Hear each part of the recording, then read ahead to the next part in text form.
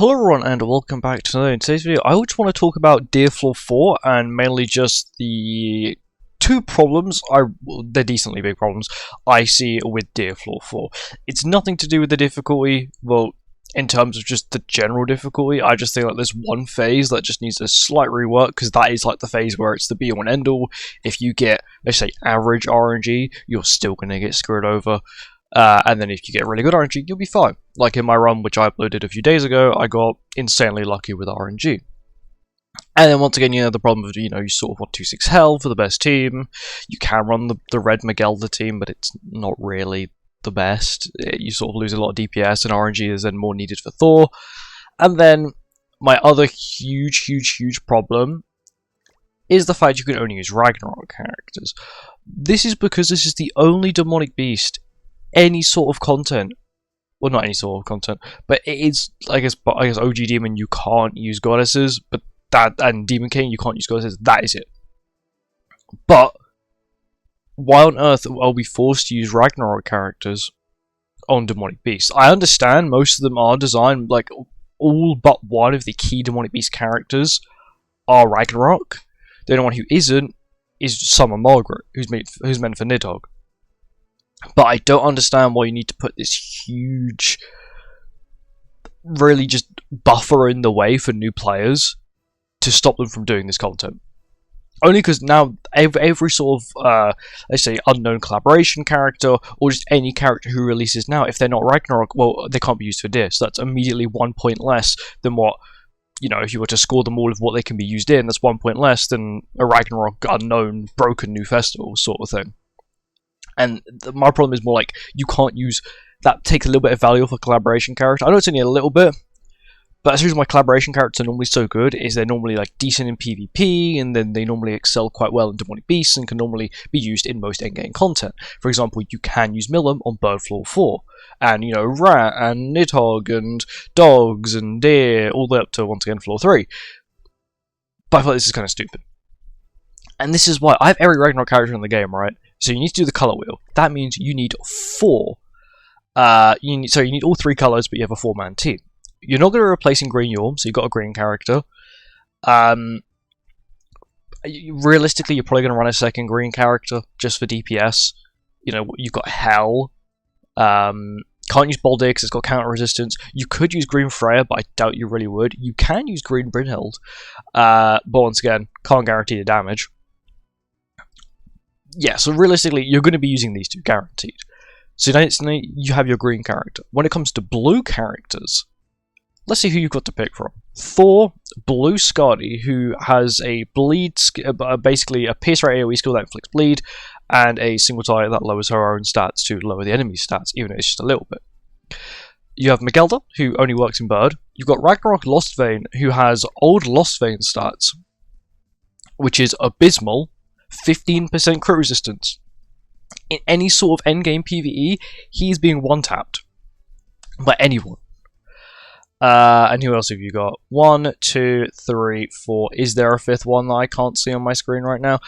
No, there isn't. So you've got 4 blue characters. One of them's used for Bird and doesn't work in anywhere else, basically. You've got Ragnarok Lostvein, who you're not really going to be using because he's kind of useless. His passive doesn't. Yes, he has ult control, but that's all he's really got going for him. His stats are old. It's crap. It's not really going to work. You got Blue Skadi, who technically you could use, but if you haven't to run like a really B-Tech team, you need a really good DPS. And Thor, I'm not going to lie, is the main DPS in the team still. So if you don't have Thor, this content is basically impossible. You could, I don't know, maybe find another. You could use Blue Skadi if you really wanted to, but I wouldn't want to just do that. It's not consistent, and that's what you want when you got this new endgame content, is you want consistency. When you have consistency in being in the content, it's then more enjoyable and it's more farmable, and that's a big problem, is you're limited to Ragnarok. Let's just say they added Ragnarok and I don't know where the collab one is. I think it's right next to Ragnarok and I've just gone the wrong way. I was correct. If you could then use, let's say it was unknown. You had to use unknowns. You have such a wider range of characters you can pick from compared to like only being to use Ragnarok. No, you can use collaboration character, means that they can release a really good collaboration character that would work really well in it, or the LR Rem or Echidna with the release of ReZero Part 3 when they eventually do that, because they will. It's money, and it'll probably end up being, I reckon, towards the end of this year we'll probably get ReZero Part 3. It could be a good character, but now you can't use them because it's characteristic, and you think, oh well, characters like Sab who don't have a characteristic. Well, it also says on there in little writing at the bottom that if they do not have a characteristic, they still take the damage and they still don't deal much damage. I don't understand why this design was a thing. It really limits the characters you can use, and for new players, and I know new players shouldn't really be attempting the content anyway, but it really does force you to, if you want to beat this content, you now have to have a full Ragnarok team. And not only that, you have to have Green Yorm with Relic, who Green Yorm hasn't really been given many times for free. I think maybe once, twice at a push. Thor is new, so many people may have her 1, 2-6, if you're lucky, 2-6 plus, right? And you sort of do want her 2-6 plus. Hell, who's brand new, as in like her banner is still out and it's only a week old tomorrow. You sort of want her 2-6, because at 2-6 her ultimate is extremely busted, giving everyone, no matter the race, an attack-related stat boost and the 2-turn immortality. And it just seems a little bit like it was designed for you to have 2-6 Hell and more than 2-6 Thor, and I do believe they should have tested this with a box like mine. Like 16 million. I know 16 mil is a lot of CC, right? It's a lot of box CC. I've got really high constellation. But an account like mine, or maybe like 14 million, who's just finished the 5th constellation or whatever, so they're just about on the Constellation of Pride. Try it with a team with a box like that. No, not everyone's 6-6. Do it like everyone 2-6. So you still have the effect of Hell. You still have the effects. So you still have all the effects of the ultimates, but they're just not going to be nuke broken.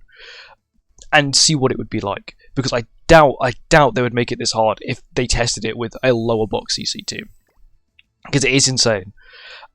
Phase 4 is okay. It's my only other problem with it, but once again, it's just an RNG heavy phase that I guess every Demonic Beast has, so I have really nothing to complain about.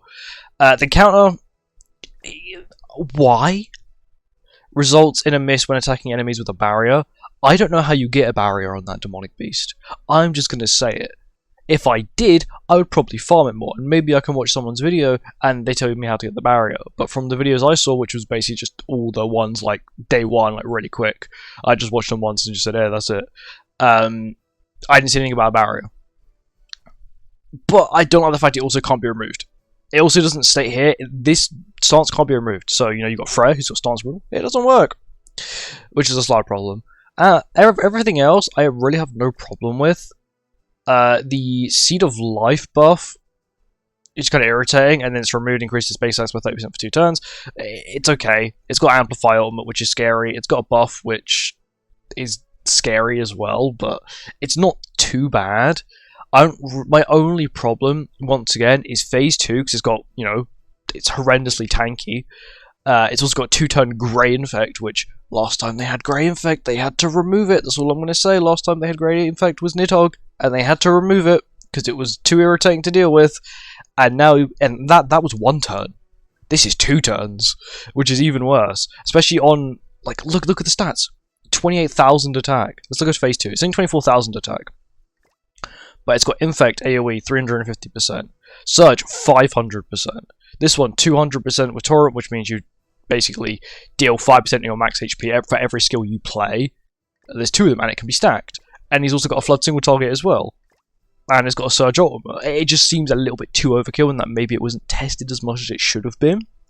But once again, they're probably going to end up releasing a new character, a new Ragnarok character that's going to make this completely easy. And I do see them doing that, and I feel like it's kind of a stupid thing to do, personally. We need Yorm already, you need Thor, you need Hell, it needs to be a red character, realistically, to make the team half decent. I don't think you're really going to be replacing Thor, because the death damage is too vital.